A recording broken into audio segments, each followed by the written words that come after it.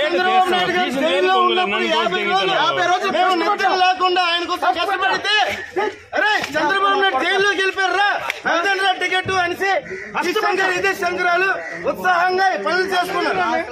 వాళ్ళకి టికెట్ ఈ రోజు ఇస్తారా? తెలుగుదేశం 4 సంవత్సరాలు జగన్ మీద అనేక పోరాటాలు చేస్తాం. పార్టీ తరఫున అనేక పోరాటాలు జగన్ మీద చేస్తాం.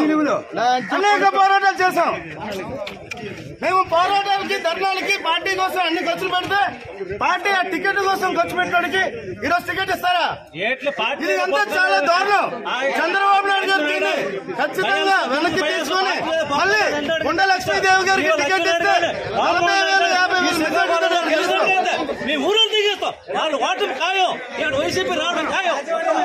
ఉత్తమ ఎమ్మెల్యే 2014 ఉత్తమ ఎమ్మెల్యేగా ఇచ్చాడు చంద్రబాబు నాయుడు గారే.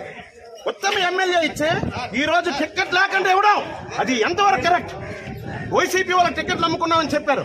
ఇప్పుడు అమ్ముకుంది ఎవరు టికెట్లని? నారా లోకేష్ రాష్ట్ర పార్టీ అధ్యక్షులు.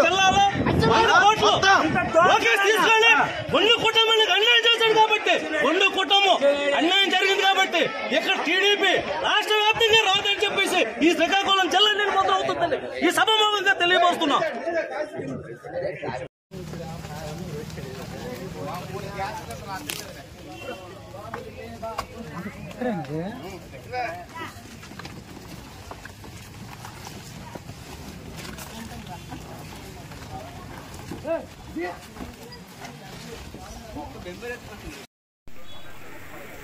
కానీ క్రమశిక్షణతో పార్టీలో పనిచేసి క్రమశిక్షణతో ముందుకెళ్లే వాళ్ళకి అన్యాయం జరగకుండా ఏ విధంగా చంద్రబాబు నాయుడు